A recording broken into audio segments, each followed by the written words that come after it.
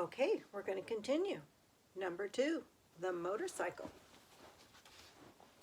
Except for one terrifying moment when the boy had poked his finger through the mouse hole, a hungry young mouse named Ralph eagerly watched everything that went on in room 215.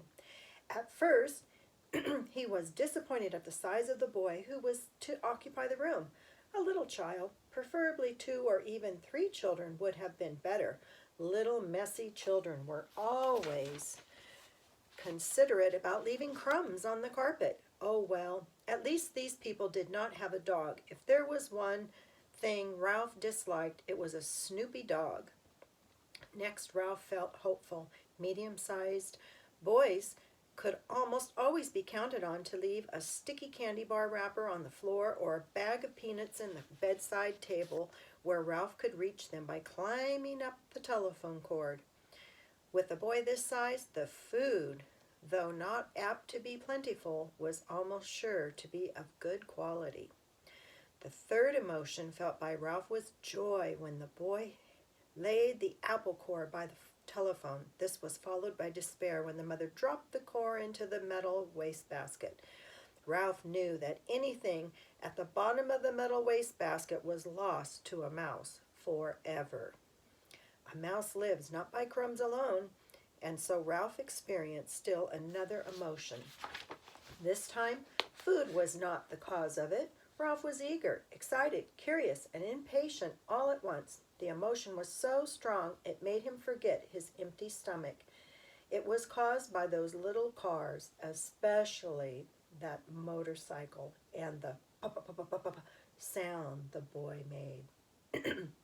That sound seemed to satisfy something within Ralph, as if he had been waiting all his life to hear it. Pa-pa-pa-pa-pa went the boy. To the mouse the sound spoke of highways and speed, of distance and danger, and whiskers blown back by the wind. The instant the family left the room to go to dinner, Ralph scurried out of the mouse hole and across the threadbare carpet to the telephone cord, which came out of a hole in the floor beside the bedside table. "Ralph!" scolded his mother from the mouse hole. "You stay away from that telephone cord." Ralph's mother was a great worrier.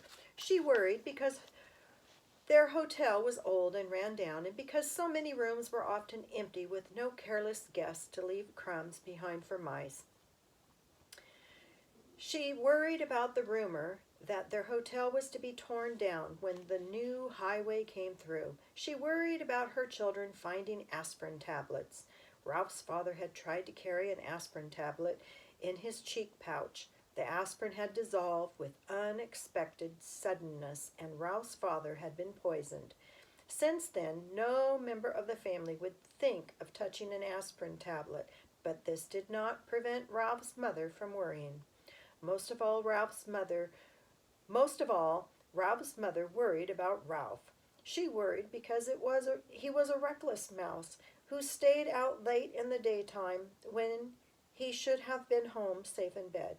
She worried when Ralph climbed the curtain to sit on the windowsill to watch the chipmunk in the pine tree outside and the cars in the parking lot below.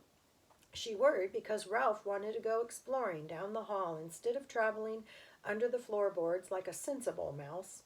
Heaven only knew what dangers he might meet in the hall. Maids, bellboys, perhaps even cats, or, what was worse, vacuum cleaners. Ralph's mother had a horror of vacuum cleaners. Ralph, who was used to his mother's worries, got a good running start and was already halfway up the telephone cord. "Remember your Uncle Victor?" his mother called out after him. Ralph seemed not to hear her.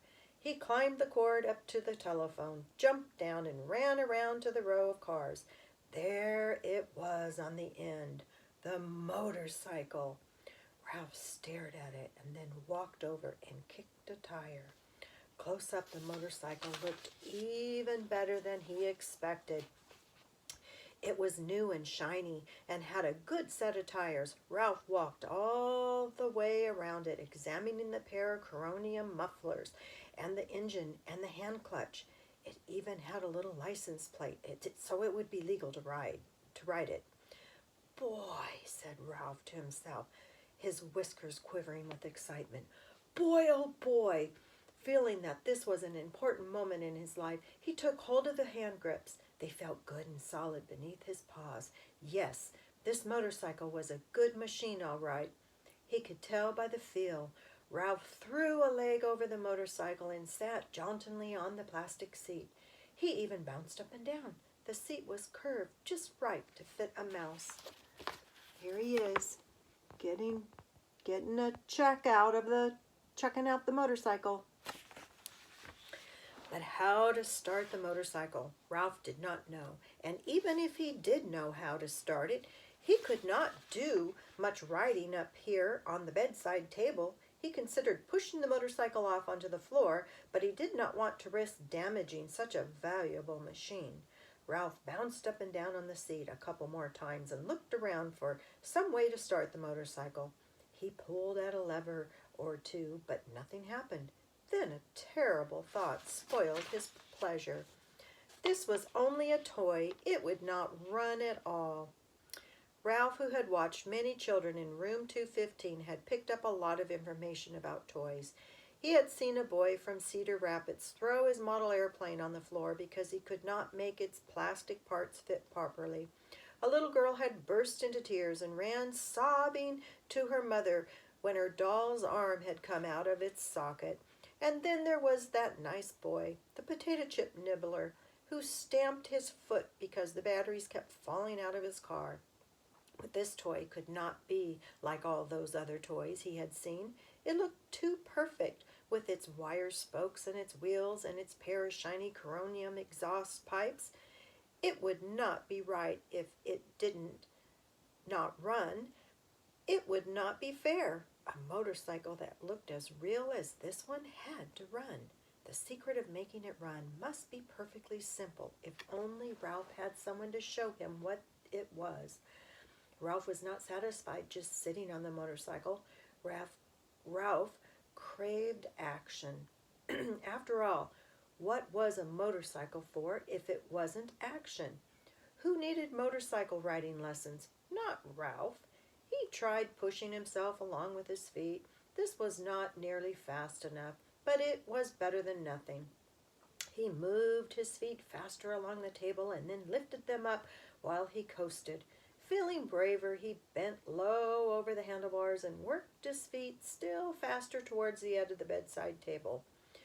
When he worked up a little speed, he would coast around the corner. He scrambled his feet on the tabletop to gain momentum.